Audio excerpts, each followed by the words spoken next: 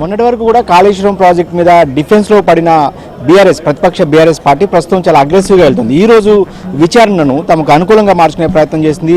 తెలంగాణ కోసం కొట్లాడిన కేసీఆర్, అదేవిధంగా రాష్ట్రం ఏర్పాటు తర్వాత తెలంగాణకి నీళ్లిచ్చిన కేసీఆర్ని విచారణ చేయటమా అంటూ కూడా పెద్ద ఎత్తున ఒక నినాదాన్ని తీసుకుంది బీఆర్ఎస్ పార్టీ. ఇప్పటి వరకు కూడా ఏదైతే అధికారులు మాత్రమే కాళేశ్వరం కమిషన్ విచారించింది. 115వ సాక్షి వ్యక్తిగా ఇప్పుడు కేసీఆర్ విచారణ ముందు హాజరు కాబోతున్న నేపథ్యంలో ఒక బల ప్రదర్శనకి బీఆర్ఎస్ పార్టీ దిగిందని చెప్పొచ్చు. ప్రస్తుతం తలసాని శ్రీనివాస్ యాదవ్ క్వార్టర్స్లో ఉన్నాం మనం. ఇక్కడికి పెద్ద ఎత్తున సిటీ ఎమ్మెల్యేలతో పాటుగా జిల్లాలకు సంబంధించిన బీఆర్ఎస్ పార్టీ నాయకులు, మాజీ మంత్రులు, ప్రస్తుత ఎమ్మెల్యేలు, మాజీ ఎంపీలు అందరూ కూడా ఇక్కడ చేరుకున్నారు. తలసాని నివాసంలోనే మానిటరింగ్ చేస్తున్నారు. వీళ్ళంతా కూడా ఇక్కడ కూర్చుని వాళ్ళ క్యాడర్కి ఫోన్లు చేసి జనాలను రప్పించే ప్రయత్నం కూడా చేయడానికి మనం ప్రత్యక్షంగా చూసాము.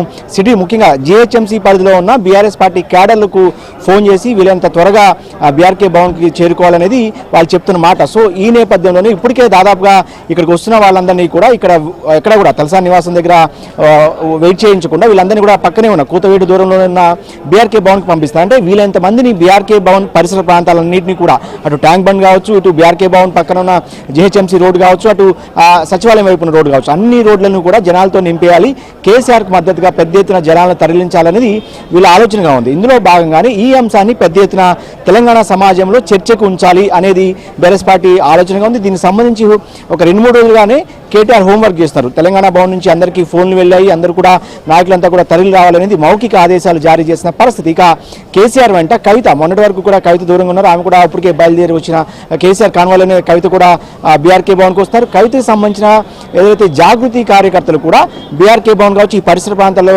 జాగృతి జెండాలతో కూడా కనిపిస్తున్నారు. అంటే కేసీఆర్కి మద్దతుగా జాగృతి చాలా బలంగా పనిచేస్తుందన్న సంకేతాన్ని కూడా ఇవ్వాలనేది ఆమె ఆలోచన కావచ్చు. ఇక బీఆర్ఎస్ పార్టీ విషయానికి వస్తే కాళేశ్వరం ప్రాజెక్టుకి సంబంధించి చాలా పెద్ద ఎత్తున తెలంగాణ సమాజానికి ఏదైతే మంచి జరిగింది, నీళ్లు ఇచ్చారు, అది కేసీఆర్తోనే సాధ్యమైంది. 14 సంవత్సరాల ఉద్యమంలో కొట్లాడారు. ఆ తర్వాత తెలంగాణ రాష్ట్రాన్ని సాధించి 10 సంవత్సరాల పాటు సుపరిపాలన అందించిన కేసీఆర్ను ఏదైతే విచారించడం అనేది పద్ధతి కాదు అనేది వీళ్ళు చెప్తున్నమాట. సో ఇదే అంశాన్ని ప్రజల్లోకి తీసుకెళ్ళినట్లయితే ఇప్పుడే బీఆర్ఎస్ పార్టీ కొంత రకరకాల కారణాలతో బీఆర్ఎస్ పార్టీ ప్రస్తుతం కొంత సంధి దశలో ఉన్న నేపథ్యంలో తిరిగి పార్టీని గాడిలో పెట్టాలి.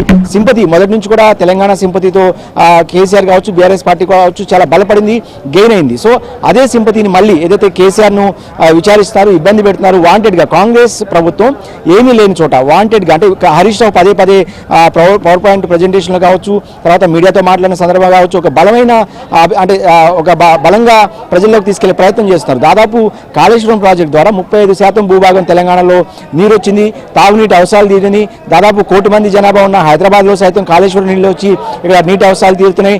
అదేవిధంగా 16 టీఎంసీలతో అప్పట్లో రాజశేఖర రెడ్డి ప్లాన్ చేస్తే ప్రాణహిత చేవలకు మేము 141 టీఎంసీలకి ప్రాజెక్టుని పెంచాం కాబట్టి సహజంగానే వ్యయం అవుతుంది, ఎక్కడా కూడా అవినీతి జరగలేదని చాలా బలంగా పవర్ పాయింట్ ప్రెజెంటేషన్లో కావచ్చు ప్రతిరోజు కూడా బీఆర్ఎస్ పార్టీ నాయకులు ప్రజలకు తీసుకెళ్లే ప్రయత్నం చేస్తారు. అంటే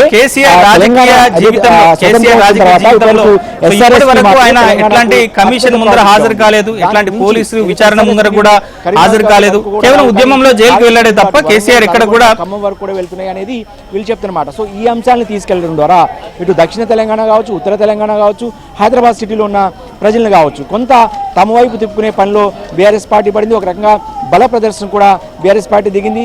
దాదాపు ఒక రకంగా క్యాడర్ కూడా ఇప్పటికే చాలా పెద్ద ఎత్తున జరుగుతున్నారు. ఉదయం 9 గంటలు, 8 గంటలు, 9 గంటల ప్రాంతానికి ఈ పరిసర ప్రాంతాలన్నీ కూడా జనాలతో నిండిపోయి సిటీ ఎమ్మెల్యేలు అయితే ఏకంగా వాళ్ళ మంది మార్బలంతో ఒక్కొక్కరు ఒక 200-300 మందిని వేసుకుని కాన్వాయిల్లో ఇక్కడికి తలసాని నివాసానికి చేరుకున్నారు.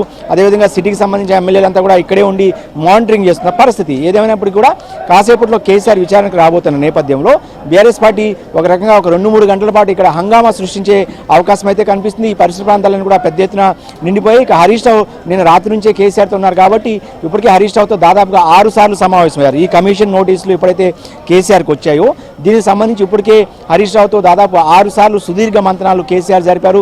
తనకు ఎదురైన ప్రశ్నలు ఏంటనేది అడిగి తెలుసుకున్నారు. తనకు ఎలాంటి ప్రశ్నలు ఎదురు కాబోతున్నాయన్న అంశాన్ని కూడా పూర్తిగా కేసీఆర్ మానసికంగా సిద్ధమయ్యారు. అదేవిధంగా తన దగ్గర పూర్తి సమాచారం కాళేశ్వరం ప్రాజెక్టుకు సంబంధించి కేసీఆర్ దగ్గర ఉన్నంత ఇన్ఫర్మేషన్ మరొకరి దగ్గర ఉండదు కాబట్టి సహజంగానే సో దానికి సంబంధించి దాదాపు 300 పేజీలకు పైగా ఒక నివేదిక కూడా కేసీఆర్ సిద్ధం చేసుకున్నట్టు తెలుస్తుంది. ఇక కాసేపట్లో 11 గంటల తర్వాత ఆయన ఏదైతే బీఆర్కే భవన్కి చేరుకోబోతున్నారు.